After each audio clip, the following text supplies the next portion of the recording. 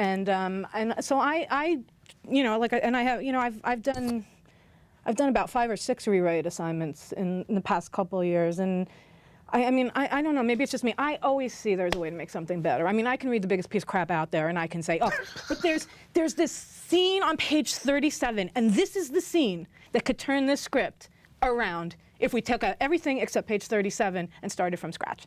So, but I mean, but you know, that comes more from my development experience, I think, and you know, my script consulting. That's what I'm always looking for. You know, how to take a piece of crap and make it sellable, how to get it, how to elevate. Isn't that the tagline? How to take a piece of crap and that's make it? That's my tagline. I've turned down a lot of rewrites, and in retrospect, I'm really sorry I did. I wrote a thing that had teenagers in it, and people read it and said, oh my God, I've never read teenagers like this. It's so truthful, and I got all these teenage comedies and teenage things offered to me at that time. And I said, no, I don't want to get pigeonholed into that, and I turned all these things down. And I think, how dumb could I have been to take turn the money, Jared. Take the money. all that stuff down. So I really admire you that you could find that one page. I can find the page to leap off into, and yeah, you have to, you know, piggybacking off what you said. Yeah, you have to have that ability. That's the skill. If you're a skilled craftsman, just like on those homemaker over shows, you know, you Bob Vila and the guys come in and, okay, we can destroy everything else, but this shelf in the bathroom. And so that's what it is as a screenwriter and as a person who gets assignments, you have to look for that shelf in the bathroom that can save the whole thing. However, that's not always the case. Just dealing with the business of it, it's not always the case where you have the opportunity to rewrite from scratch, do a page 1 rewrite. And so I have had situations where someone's put a script in front of me. The only thing good about it was the shelf in the bathroom. They said, I can only change 11 pages.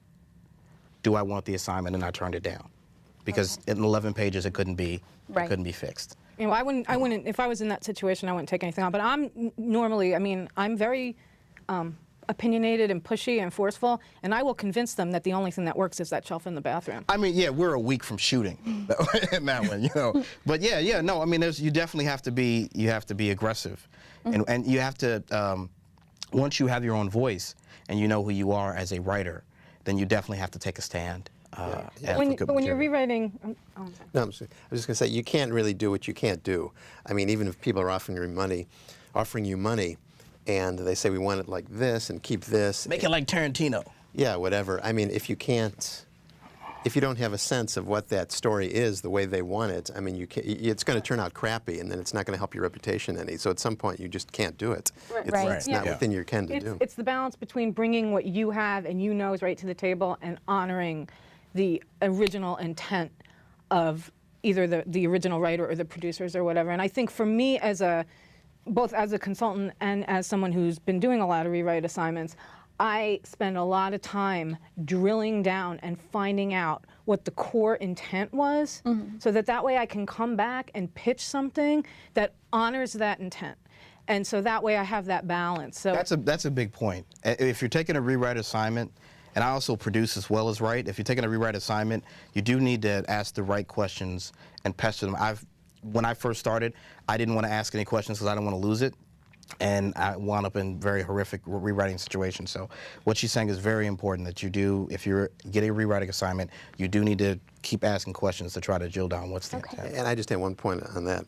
You know, going to meetings with, or getting notes, meetings, and those are so much fun. Yeah, I found that from the studio notes, what I found was if I honored everybody in the room and said, you know, that's really a good point, because everybody has to say something. That's what they get paid a lot of money for. So they come in and say something, and sometimes they're way off the mark. It's not really the essence of the script.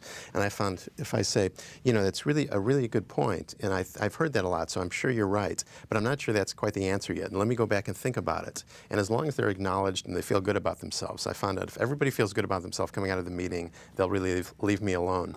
They're not so adamant about their notes. They forget about them the next week anyway. Right. So that's the whole key. A friend of mine is a writer, and she was good friends with Michael Crichton, and he would say, you go into the meeting, you go into the room, you nod. Oh, that's a very good point. Sure. Yes, you scribble notes. And then you go back and you do what you think is best. And that's how he, I can't really do that. I find it hard to like nod. Professor, how do you prepare students for coming into the business after graduation? It's a different climate out there, so. Well, actually, I teach a graduate course in breaking into the industry. And we try to deal with things right up to the minute. I have a lot of people coming in that are working in TV in various places. I get as many people. Now I'm going to have Kamafi come in and lay it on the line for us. Sure. Got to. You know, and I'm out there working. And so, you know, I don't sugarcoat anything at all. I say it's really a tough gig. And I tell you why. You know, try to do everything short of being super depressing about it. But yeah, you know, just the realities of it, which we've talked about. Right. And I mean, I don't. Are you gonna? I don't. Oh, I was just going to say that you told me that the key to success in the business you think is networking, and I just want to know what you think are some of the best ways to go about that. I mean, networking is a huge because it's very much a referral business.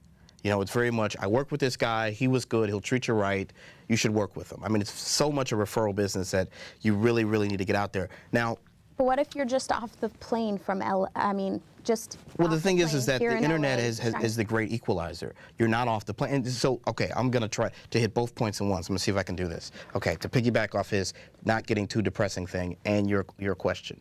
Here's something that I would suggest. If you're just off the plane or just off the boat or train or you just swam from Cuba, whatever, you can, if you have within you the ability to write 110 pages now, it's not even 120, but 110 to 115 pages, that's amazing. You also have the ability to create a webisode, Twitter, or Facebook writing that's also equally amazing. That's where I would think people would start. And I've seen people do it time and time again. William Shatner's doing a show that was started by a guy on Twitter who just posted crazy things his dad says. Got 750,000 followers, and now it's going to be a show on TV. So that's what I'm saying is if you're off the boat, hit the internet, build up your fan base on the internet. Chad Vader was a guy who just pretends to be Darth Vader, and he got a deal. So that's how I would say. So again, that's the other side of being depressing. With what I said? Well, you said it not to be too depressing, and I'm saying that's the other side of not being depressing is that there really is amazing new ways that have opened up that we have to take advantage of. We have to now say, this is no longer something extra. This is the business. I feel. That's how I feel, just me. How do you feel? I recently got to see a rough cut of the parts of my film that are done. And there is nothing better in the world for a screenwriter than to see their stuff on film. And if you're really committed and this is what you really want to do, chances are you may not make it, but I would say it is worth putting yourself out there and trying, because nothing is more, it's just like the most amazing thing to see. I have the tie-breaking vote then. No, don't go into screenwriting. Yes, go into it. You have to be realistic. So where you following in the middle? You're half and half? Well, on that note, we'll agree to disagree. Okay. That's all the time we have for today. Thank you for watching On Point. I'm Alexis Lipnicki, and thank you to my guests for coming here today.